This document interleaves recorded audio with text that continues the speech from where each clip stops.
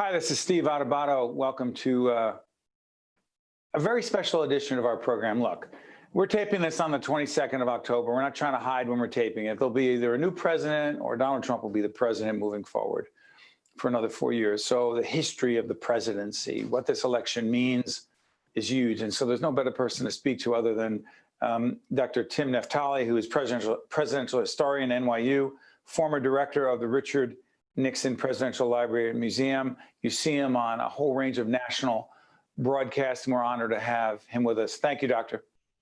My pleasure. Thank you, Steve. Good to be here. Tim, let's put this in perspective. We don't know who's going to win this election, but let's do the Donald Trump presidency.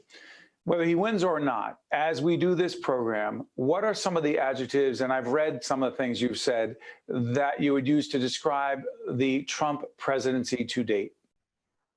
I would use the adjectives chaotic, idiosyncratic, corrupt, dangerous, and incompetent to describe the presidency.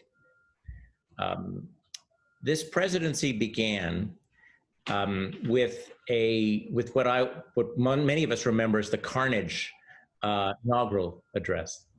Presidents use their inauguration to set a tone.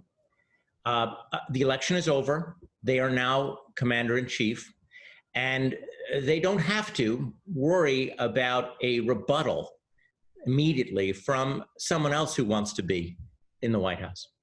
And so that's usually an opportunity for some maybe rhetorical excess, but also for some stage setting.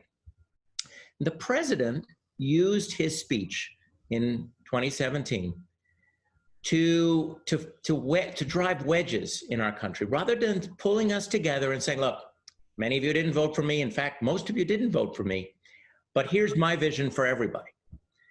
And he didn't do that. And he has been consistent, and his presidency has been consistent since day one.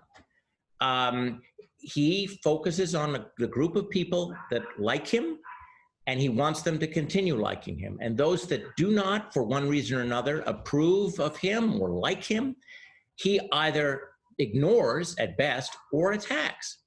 And that has made his presidency more divisive, more poisonous than any presidency since Andrew Johnson in the 19th century. So let's do this. If President Trump were to not win, what would his presidency mean to the country moving forward if he were not the president in the middle of January 2021?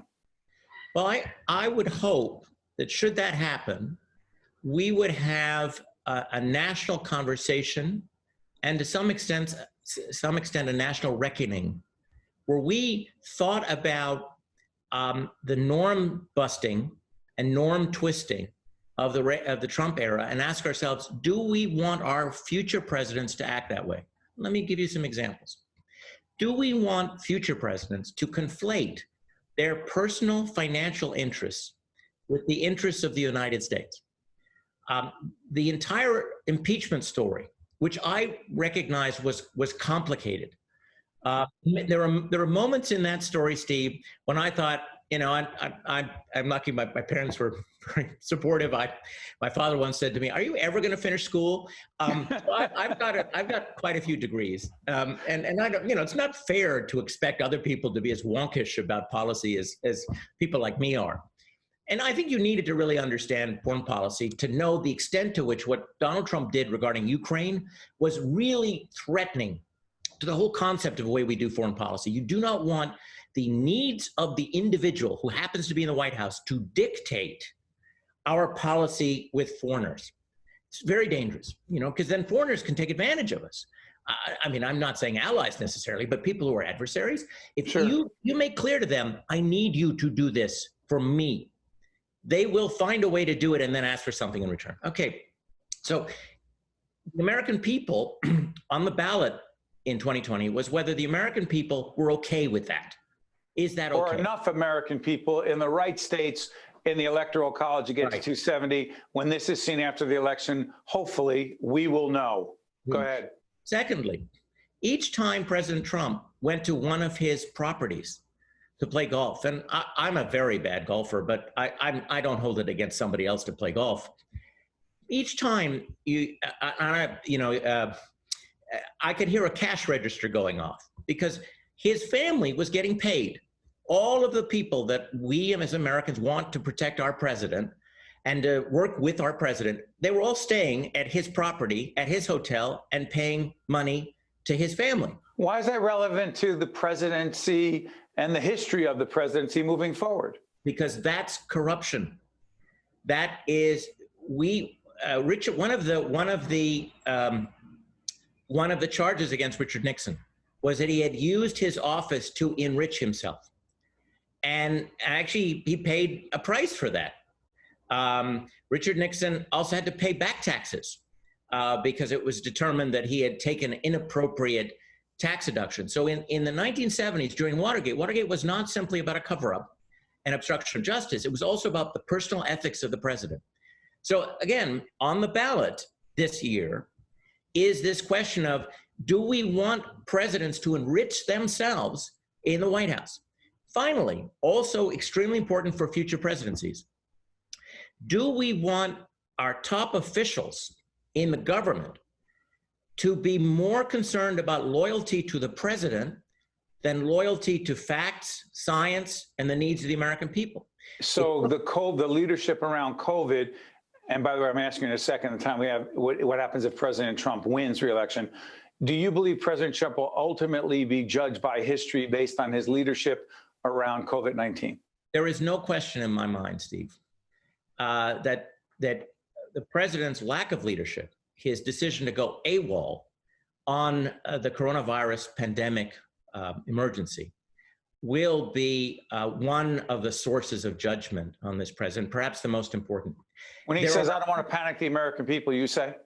Well, the fact that his most important concern was not the well-being of the American people is the reason that he will be judged harshly.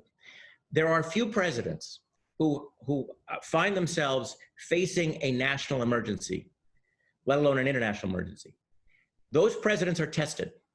Roosevelt, others, Lincoln, George W. Bush, and the test, it's in a sense, it's unfair because we are asking more of a president, more of a person than most anyone could imagine dealing with, but it comes with a job. Donald Trump had that challenge with the coronavirus, and he did worse than miff it. It's not that he didn't act as a policy expert will want to act. It's that he actually denied publicly, while knowing privately, denied publicly that it was a menace, and thus encouraged people. He's an influencer. The president is a major influencer. He encouraged people to engage in risky behavior, which I think it's fair to say increased the number of cases and more than likely increased the number of deaths.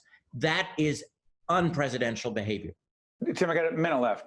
If President Trump were to win this election in just a few days from when we're taping, what would it mean to the American presidency, in your opinion, as a historian?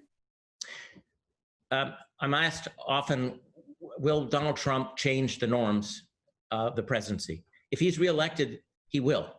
The people following him, a generation following him, will look to his misconduct and say, it's okay with enough Americans for me to gain power. And that will lead to more unethical leadership, to less stable foreign policy, and I think to a much less effective federal and state governments in the future, because young people who want power will learn the wrong lessons from Donald Trump. Tim, I want to thank you. I enjoy your writings. I enjoy your work on national broadcasts, and we're honored to have you in our public television family sharing your perspective. Thank you, Tim. My pleasure. Thank you, Steve. It's an important race, and what happens matters. A big deal. We'll be back after this. One-on-One with Steve Adubato has been a production of the Caucus Educational Corporation.